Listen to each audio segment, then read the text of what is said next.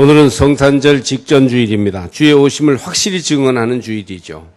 오늘 세례받은 11분에게 하나님께서 은혜를 내려주시기를 바랍니다.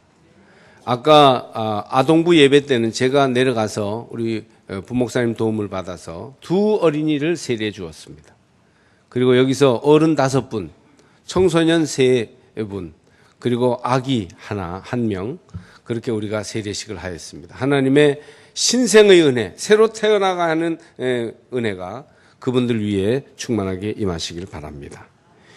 요한은 말씀이 육신이 되어 라고 예수님이 세상에 탄생하신 것을 표현합니다. 한번 따라해 보실까요? 말씀이 육신이 되어.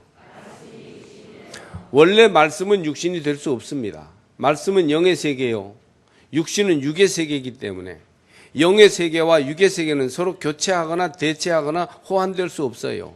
어떻게 영혼이 육체가 되고 육체가 영혼이 될 수 있으면 안 되는 일이죠. 그러나 예수 안에서 말씀이, 영원한 진리 말씀 로고스가 육신이 되어서 오셨다. 그렇게 물질적인 영역으로 하나님의 거룩함과 영원함이 임하셨다고 얘기하고 있습니다. 여러분, 조금 쉽지 않은 그런 개념을 생각해 보면 이게 상당히 어려운 개념이지만 말씀대로 쉽게 아멘으로 받으시기를 바랍니다. 말씀이 육신이 된 이 특별한 비운하로 불가능을 가능케 하는 신적인 구원 활동이 일어나게 된 겁니다. 그러니까 무엇이 되다라는 말은 완전히 그 형태를, 그 내용을 입었다는 것을 의미하죠. 여러분, 연극이나 오페라 같은 데에서 누가 무슨 역할을 맡았어요. 그럼 완전히 그 역할의 사람이 돼야만이 그 연극의 감동과 의미가 전해지겠죠. 그 역을 맡은 사람이 그 역이 되지 않으면, 그래서 아무개가 그 역을 맡은 역으로 만들어지지 않으면 감동과 기쁨을 줄 수가 없는 거예요. 그래서 그냥 사람들은 그냥 구경만 하고 마는 것이죠. 제가 우리 딸들이 음악을 하다 보니까 오페라를 가끔 보는데 그 학교에서 이제 1년에 한 번씩 오페라를 만들어 올립니다. 어제도 우리 막내딸이 이제 대학 졸업하는 마지막 오페라를 이제 공연했어요.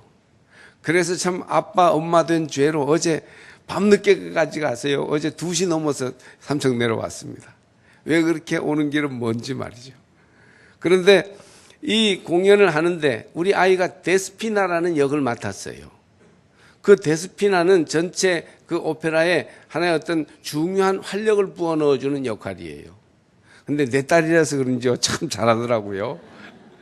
왜 잘한다고 느꼈느냐 하면 얘가 박해심으로 그냥 있지 않고 완전히 데스피나가 된 거예요. 그래서 완전히 데스피나가 돼서 하니까 사람들은, 저도 애비지만 박해심을 보지 않고 그 오페라에서 데스피나를 보는 겁니다. 그래서 사람들에게 감동이 있고 의미가 있고 그 모든 대사와 노래들이 그대로 전달이 되는 것이죠.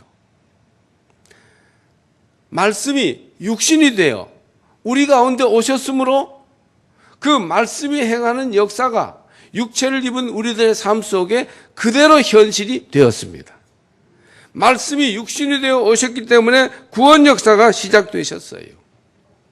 히브리서 1장 1절 2절을 보면 옛적의 선지자들을 통하여 여러 부분과 여러 모양으로 우리 조상들에게 말씀하신 하나님이 이 모든 날 마지막에는 아들을 통하여 우리에게 말씀하셨으니 이 아들을 만유의 상속자로 세우시고 또 그로 말미암아 모든 세계를 지으셨느니라. 예수 그리스도의 오심은 주전주후를 가르는 2000여 년 전에 오신 일이지만, 그러나 그 예수 그리스도가 모든 세계를 지으셨느니라. 영적으로는 모든 일에 우선되는 로고스 말씀으로서 그분이 육신을 입고 오셨기 때문에 하나님의 능력과 역사와 하나님의 구원과 생명이 비로소 본격적으로 시작되었다고 요한은 증거하고 있습니다. 이 말씀이 여러분 위에 임하시길 바랍니다. 이건 무엇을 의미합니까? 예수 그리스도께서 몸을 입고 오신 것처럼 그 복음의 말씀, 진리의 말씀이 우리 삶 속에 몸을 입고 오게 될 때 우리 가운데 새로운 창조와 새로운 구원과 새로운 삶의 역사가 시작될 것을 말씀하고 있는 것입니다. 할렐루야. 이 성탄이 진정으로 여러분에게 이와 같이 예수 그리스도로 말미암는 새로운 삶의 출발이 되시기를 주의 이름으로 축복합니다. 그런데 요한은 예수 그리스도의 탄생을 우리 가운데 거하셨다고 표현하고 있습니다. 1장 14절에 볼 것 같으면 말씀이 육신이 되어 우리 가운데 거하심에 그렇게 말씀하고 있어요. 우리 가운데 말씀이 있어요. 여러분, 말씀이 우리 가운데 있다는 것이에요. 원래 구약 성서의 성전은 하나님이 거하시는 곳입니다. 하나님이 있는 곳이에요. 하나님이 있는 곳, 하나님이 계신 곳이 성전이에요.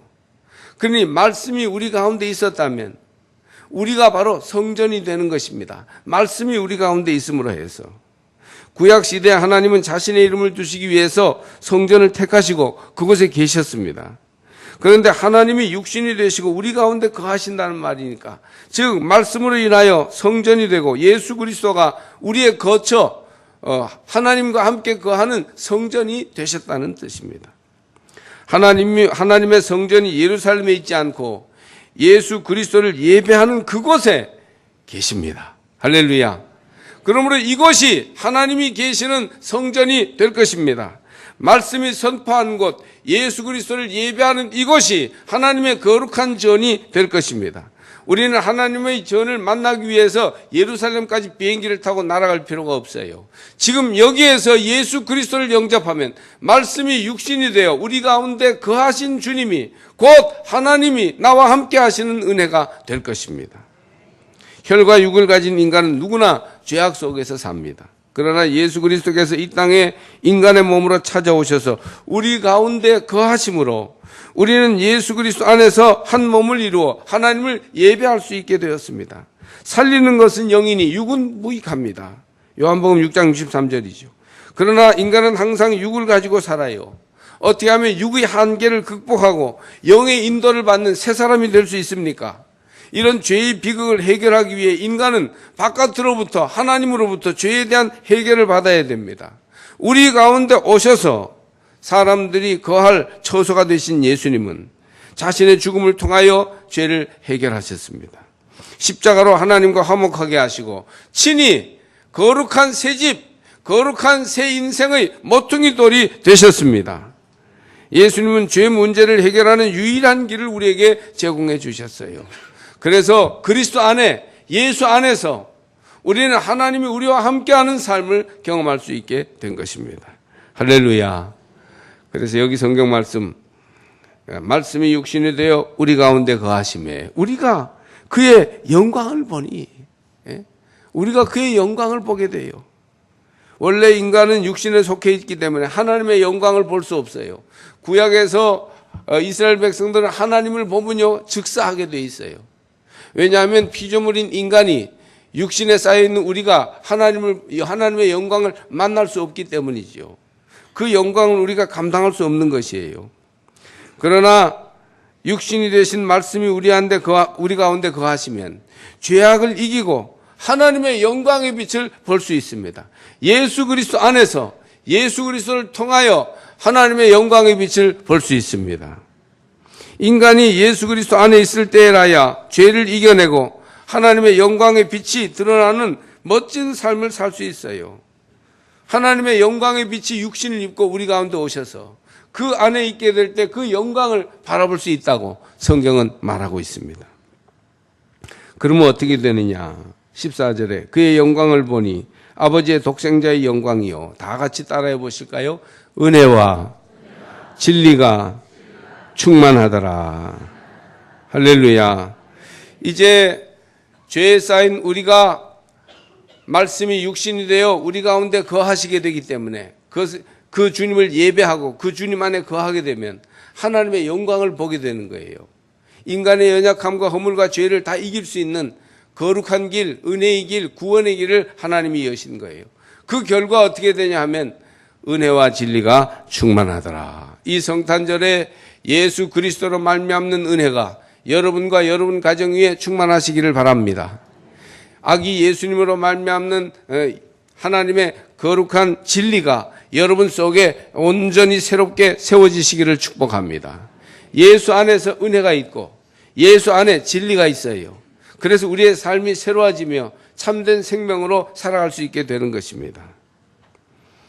어떤 여자가 병원에 와서 가슴에 통증을 호소합니다.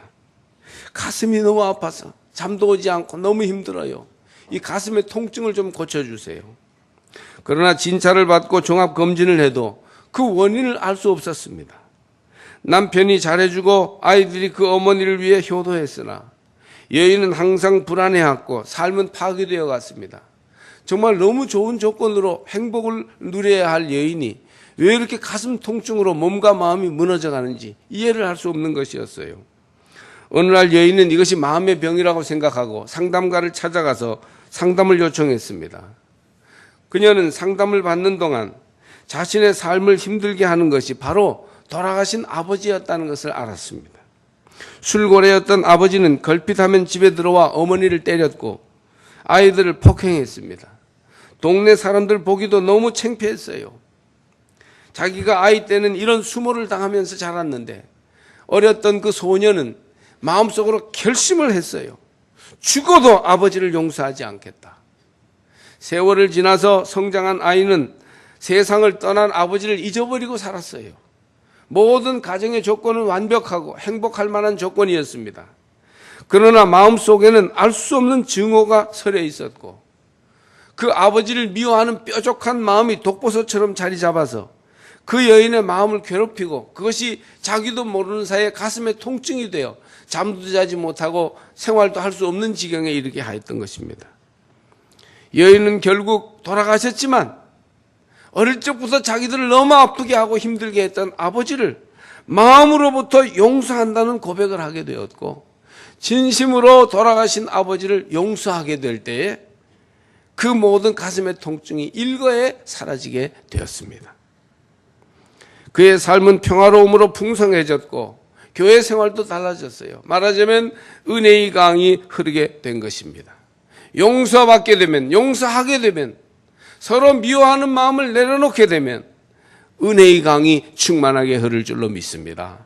예수 그리스도로 말미암아 여러분 삶에 이 은혜의 강이 흐르기를 주의 이름으로 축복합니다.